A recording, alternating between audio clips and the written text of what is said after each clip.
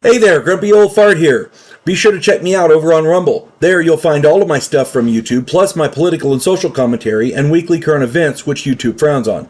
Links to my Rumble channel, as well as my other YouTube channels, and links to let you order my books are in the description of this video. If you enjoy my content, please like, subscribe, share, and comment. I welcome your comments, even if you disagree with me. Now, on with the video. Hey there, Grumpy Old Fart here. I'm doing an AD&D story titled "A Crashed What." Uh, this this happened a lot back in the day. So when I tell you this story, please understand we had a variety of people who in our games at the time who really enjoyed a lot of different programs on television. So when you listen to the story, keep that in mind. Inspiration came from a lot of different sources. Um, my friend Jesse was running a one-shot Advanced Dungeons and Dragons game. He had us roll up fifth level characters, and there were five of us. I was running a wizard along with a pair of fighters, a thief, and a cleric. Everybody had decent characters. Everyone was playing neutral to good alignments. It was, I want to say, around 1990. Our party was on a trek through the mountains where it was said a massive fireball hit and caused a ground quake decades earlier. Apparently, this quake had destroyed some villages and like that, so people were still talking about it. Uh, we were being chased by a huge pack of orcs and decided to run down a narrow gorge. Now, we lost the orcs, that was not a problem, but we found a strange metal wall with a huge rent in it. Being broke, as Jesse always kept us, we decided to explore and search for treasure. Inside, we found strange glowing orbs which dimly lit our way. These orbs were along the walls, and, you know, obviously they were there to light the way. Um, huh. We found corridors and rooms with doors partially opened.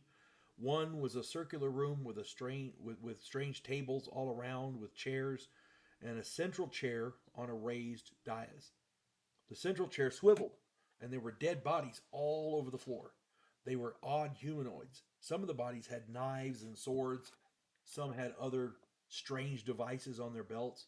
They all had strange foreheads with ridged brows.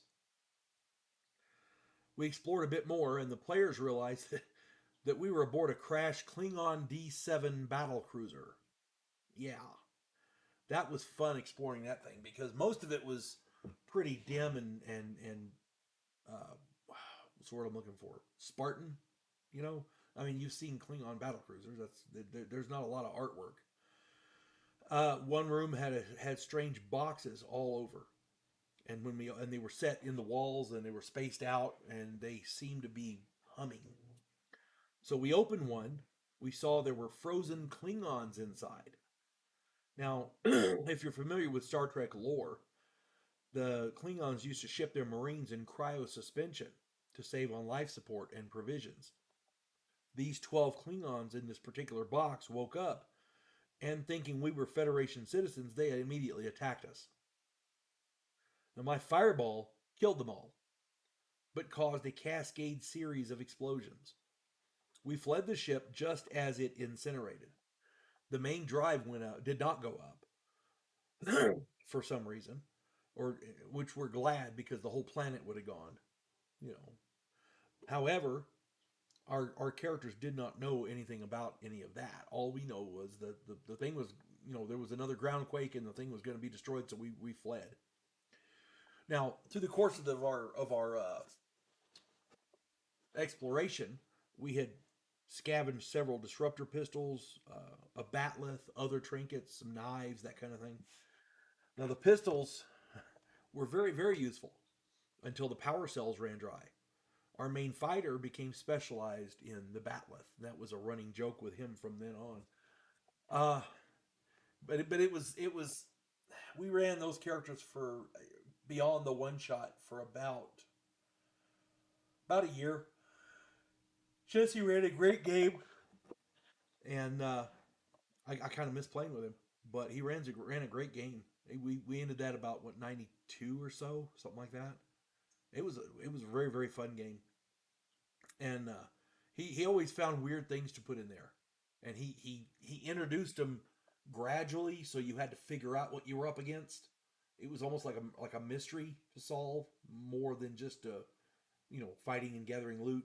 I loved his games. His games were great. That's a hint to other dungeon masters too. A little bit of mystery goes a long way.